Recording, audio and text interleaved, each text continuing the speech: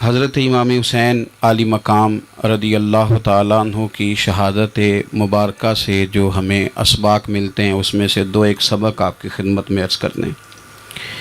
پہلے تو یہ یاد رکھ لیں کہ اللہ تعالیٰ نے اپنے محبوب کریم علیہ السلام کی زبان سے ہمیں یہ پیغام دیا ہے کہ تم مجھے یہ کہو کہ اے اللہ، ہماری نماز، ہماری قربانیاں، ہمارا جینا اور ہمارا مرنا یہ سب اس رب کے لیے ہے جو تمام جہانوں کو پالنے والا ہے۔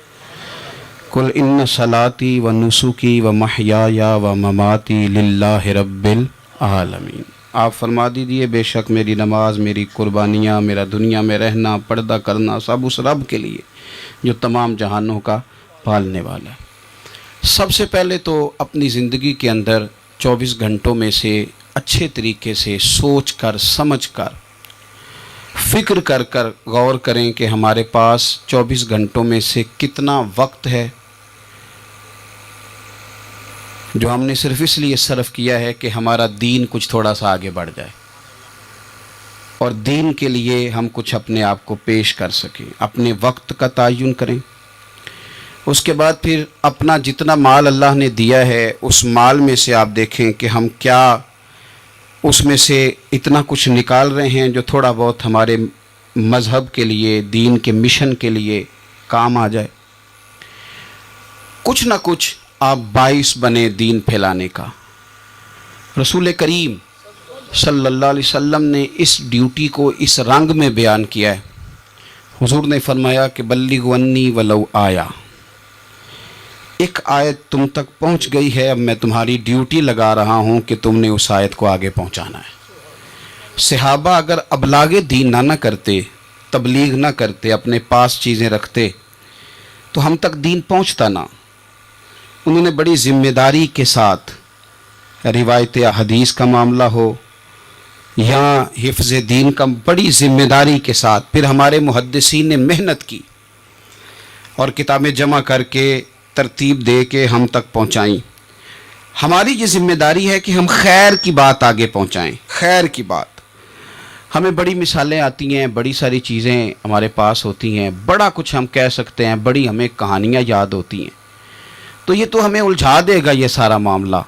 کیا یہ اچھا ہو کہ ہم جمعے والے دن اپنے خطیب صاحب سے جو حدیث سنتے ہیں اسے اچھے طریقے سے ذہن میں بٹھائیں اور پھر پورا ہفتہ گھر کے اندر، بازار کے اندر، گلی کے اندر، دوستوں میں، بچوں میں جب بھی بیٹھیں تو اپنی بات مدینے والے رسول کی بات سے شروع کریں، اور آپ کو ذائقہ اتنا ملے گا کہ کسی نے حضرت ابو ہریرہ رضی اللہ تعالیٰ عنہ سے پوچھا تھا کہ آپ کو کیا شہد لگا ہوا ہے کہ ہر وقت لوگ آپ کے گرد بیٹھے رہتے ہیں، ہر وقت مجمع ہی رہتا ہے؟ کچھ لوگ ہوتے ہیں نا جی، وہ بیٹھ جائیں تو محفل ہو جاتی ہے، چلنے لگیں تو جلوس ہو جاتا ہے۔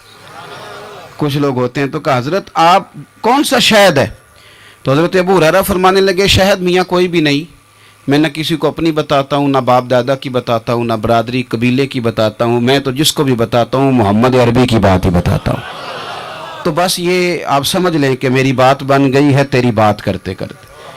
تو ایک یہ بات آپ نے ذہن میں رکھنی۔ دوسرا پیغام میرا آپ کے لیے یہ ہے آج کی اس خوبصورت بزم میں کہ دین اور دیندار لوگ ایک نیکی کریں کہ وہ لوگوں کے دلوں میں اگر دین کی محبت نہیں بھر سکتے تو کم از کم نفرت تو نہ بھریں۔ اب تو یقین کریں کہ تکلیف روز بروز بڑھتی چلی جا رہی ہے۔ یوں لگتا ہے کہ دین دنیا میں صرف بحث کرنے کے لیے آیا، لڑائیاں ہی لڑائیاں ہیں، مناظرے ہی مناظرے، بحث ہی بحث۔ کیا شکل دکھا رہے ہیں ہم لوگوں کو مذہب کی کہ اس میں صرف بحث ہے، لڑائی ہے۔ نبی پاک صلی اللہ تعالیٰ علیہ وسلم کم ناراض ہوتے تھے، لیکن مسلم شریف میں حدیث ہے، کچھ لوگوں نے شکایت لگائی کہ یا رسول اللہ صلی اللہ علیہ وسلم ہماری مسجد کا امام لمبی نماز پڑھاتا ہے، کوئی اتنا قابل تعزیر جرم تو نہیں تھا، نماز لمبی پڑھاتا ہے۔ تو مسلم شریف میں ہے کہ اللہ کے محبوب صلی اللہ تعالیٰ علیہ وسلم غضبناک ہوئے، اور لفظ کیا ہے؟ حضور فرمانے لگے میں لوگوں کو دین کے قریب کرتا ہوں، تو دور کرتا ہے۔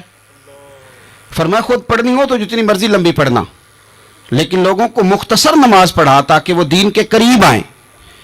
حضور مفتی اعظم عالم اسلام شہزادہ اعلیٰ حضرت شیخ مصطفیٰ رضا خان صاحب رحمۃ اللہ علیہ ہمارے دادا مرشد، آپ کے خلاف کچھ لوگوں نے کتاب لکھی اور بریلی شریف کے عرس میں وہ کتاب بانٹی گئی۔ 24 صفر کو علماء کی وہاں میٹنگ ہوتی ہے اور ہزاروں علماء اس میں راسخ العلم لوگ وہاں موجود ہوتے ہیں، راسخ العقیدہ۔ حضور مفتی اعظم نے وہ کتاب سامنے رکھی اور کتاب سامنے رکھ کے علماء سے کہا کہ یہ شرعی اعتراض ہے مجھ پر اور یہ اس کا جواب ہے، یہ شرعی اعتراض ہے، یہ اس کا جواب ہے، یہ شرعی اعتراض ہے، یہ اس کا جواب۔ جو شرعی اعتراض تھے ان کے جوابات دے دیے۔ فرمایا کچھ انہوں نے نا اخلاقی اعتراضات کیے ہیں تو میں کسی کی ذات پر اتر کر بات نہیں کرنا چاہتا۔ کچھ انہوں نے ذاتی اعتراضات کیے ہیں اور جو مہذب قومیں ہوتی ہیں وہ کسی شخص کی شخصیت پر اتر کر، نیچے اتر کر بات نہیں کرتی۔ تو یہ شرعی اعتراضات تھے، یہ جواب ہے۔ تو علماء نے پوچھا کہ حضرت یہ کتاب کب چھپے گی؟ تو آپ فرمانے لگی چھپے گی کوئی نہیں ہے۔ کہ حضور نے آپ کے خلاف لکھا ہے تو آپ کہتے ہیں چھپے گی نہیں، آپ کو بھی تو چھاپنی چاہیے۔ تو آپ فرمانے لگے یار جی انہوں نے لکھا ہے تو کچھ بندے نا اس کتاب کی وجہ سے مجھ سے کٹ کے ان سے جڑ گئے ہیں۔ تو اب جب ان کا ذہن مجھ سے کٹا ہے، کسی اور کی طرف جڑا ہے، تو اب میں جواب لکھوں گا تو وہاں سے بھی کٹ جائیں گے، تو پھر منتشر ہو جائے گا ان کا ذہن، ہو سکتا ہے کسی گمراہی کی جانب چلے جائیں۔ تو چلو میری ایک ذات ہدف تنقید بنی ہے تو کوئی حرج نہیں، میں نہیں چاہتا کہ میری وجہ سے کچھ لوگوں کا ذہنی نقصان ہو۔ میں لوگوں کو مصطفیٰ کے دین کا پیار دینا چاہتا ہوں، دین سے بیزار نہیں کرنا چاہتا۔ مہربانی فرمائیں، میں نے جمعے میں بھی یوں دونوں ہاتھ باندھ کے کہا تھا تقریر کرنے والوں، نقابت کرنے والوں بس کرو۔ آپ اپنی تقریر چمکانے کے لیے قوم کو تقسیم کر دیتے ہو۔ حق کی بات کے اظہار کا معنی لڑائی تو نہیں ہوتا۔ ہمارے جتنے بزرگ تھے وہ سارے حق کی باتیں کرتے رہے، لیکن اتنا انتشار، اس قدر زیادہ جو ہے وہ تانا زنی، اس قدر زیادہ خوف کا معیار۔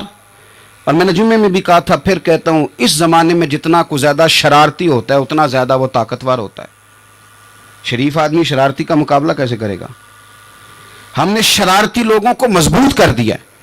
تو دین سے نفرت نہیں دلائیں، لوگوں کو دین کے قریب کریں، لوگوں کو دین کی محبت دلائیں، لوگوں کو دین کے قریب کریں، دین کا ذوق دلائیں، لوگوں کو قریب کریں۔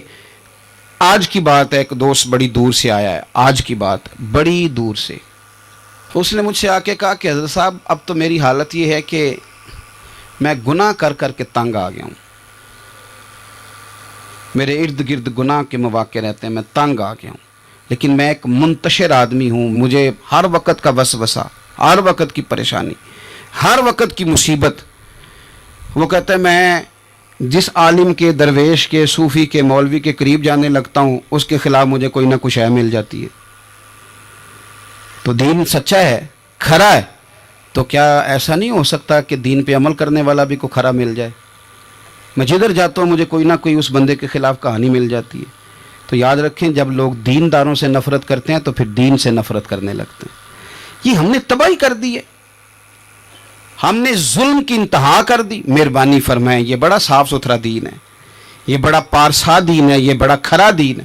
اور یہ جو آپ کو لوگ بتاتے ہیں نا سارے غلط ہو گئے، ایک میں صرف ٹھیک بچا ہوں، تو انہیں بتاؤ تمہاری بات مانے کہ مدینے والے رسول کی بات مانے؟ نبی پاک صلی اللہ علیہ وسلم نے فرمایا میری امت کبھی گمراہی پر جمع نہیں ہوگی، یہ نہیں ہو سکتا کہ ساری گمراہ ہو جائے۔ تو اس لیے انتشار کا مزاج چھوڑیں اور لوگوں کو میٹھا، ٹھنڈا، پیارا، خوبصورت دین لوگوں تک پہنچائیں، میٹھی بات کریں اور اچھے طریقے سے لوگوں تک پیغام حق پہنچائیں۔ لوگ کہتے ہیں جی میں بات سچی کرتا ہوں اس لیے تلخ رہتا ہوں۔ نبی پاک سے زیادہ سچی بات تو کوئی بھی نہیں کرتا تھا، حضور بات بھی سچی کرتے تھے اور لہجہ بھی شہد سے زیادہ میٹھا ہوتا تھا۔ تو یہ کون سی کہانی سنا رہے ہو؟ نہیں کہ میں کڑوا اس لیے ہوں کہ میں سچ بولتا ہوں، سچ کڑوا نہیں ہوتا، سچ تو شاندار ہوتا ہے، سچ تو سونا ہوتا ہے، سچ کا تو چہرہ نکھرا ہوا ہوتا ہے، سچ کہاں کڑوا ہوتا ہے؟ کڑوا کسیلا تو ہے، اس لیے تو نے ساری تباہی اتار دی۔ تیسری بات، آج کی اس گفتگو میں تیسرا پیغام امام علی مقام کی شہادت کے لحاظ سے یہ سنیں کہ ضروری نہیں کہ جو بات آپ کر رہے ہوں سارے لوگ اسے ایگری بھی کریں، یہ بھی ضروری، تو سب کو منوانے کا مزاج بھی چھوڑ دیں، یہ بھی امام حسین کا پیغام ہے۔ اس وقت تو ڈھیر سارے لوگ یزید کی طرف چلے گئے تھے، اور امام علی مقام میدان میں نکلے اور معمولی آدمی نہیں، نواسہ رسول، جگر گوش ہے بطول. یہ جو کربلا کی ریت پہ خون بہا ہے، یہ آپ کو پتہ ہے خون کس کا ہے؟ یہ رسول کریم کا خون ہے. یہ نبی کریم کا خون بہا ہے. اللہ کرے آپ کو سمجھ آئے. نبی پاک کا خون بہ گیا، لیکن 4.5 سال حکومت پھر بھی یزید کر گیا. آپ کو کس بات کی جلدی ہے کہ سارے لوگ مان جائیں اور سارے ہمارے پیچھے لگ جائیں اور سارے جو میں کہہ رہا ہوں اس کے پیچھے لگ جائیں؟ یہ آپ کو جلدی کیوں ہے؟ مجھے جلدی کیوں ہے؟ بھئی وہ 4.5 سال پھر بھی نکال گیا. حضرت یوسف علیہ السلام پر جناب زلیخا نے الزام لگایا تھا.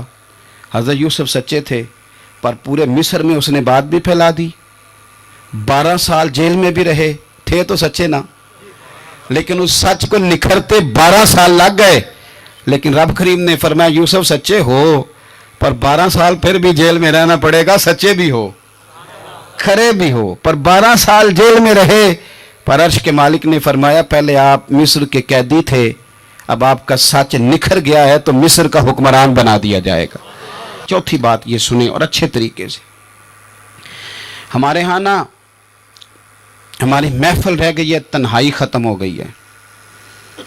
تھوڑا تنہائی میں رہنا بھی شروع کریں. تنہائی میں کس طرح رہنا ہے؟ مصلی کے ساتھ، عبادت کے ساتھ، درد کے ساتھ، سوز کے ساتھ، یعنی ذوق کے ساتھ. کوئی نعت چلا لیں آپ، اور آپ ہوں، کلام ہو اور مدینے والے رسول کی یاد ہو. بے آباد نہ رکھیں، اپنے دل کو آباد رکھیں. یہ تھوڑی بہت مل کے عبادت ہے تو کر لیں، ورنہ اکیلے بھی ہم پلاننگ ہی کرتے رہتے ہیں، دوستوں میں بھی سازشی کرتے رہتے ہیں. دفع کریں، سیاستیں ہوتی رہتی ہیں، یہ کب جان چھوڑتی ہیں. لیکن کچھ نہ کچھ وقت مصلی کو ضرور دیں. 9-10 محرم کی درمیانی رات عمر بن سعد امام علی مقام کے خیمے میں آیا اور آ کے کہنے لگا حسین باتیں 2 ہی ہیں. اب یزید اور عبید اللہ ابن زیاد اور دیگر کوئی اور بات سننے کو تیار نہیں ہوتے. 2 ہی باتیں ہیں، یا آپ کو بیعت کرنی ہے یا جنگ کرنی ہے. تو امام علی مقام فرمانے لگے کہ مجھے 1 رات کی مہلت دے دو. 1 رات کی مہلت، سویرے بتاؤں گا کیا کرنا ہے. 9-10 کی درمیانی رات عمر بن سعد نے کہا ٹھیک ہے میں سویرے آ جاؤں گا. تو عمر بن سعد خیمے سے باہر نکلا تو حضرت عباس بن علی، حضرت عباس رضی اللہ تعالیٰ عنہ حاضر بارگاہ ہوئے تو امام علی مقام سے عرض کرنے لگے بھائی جان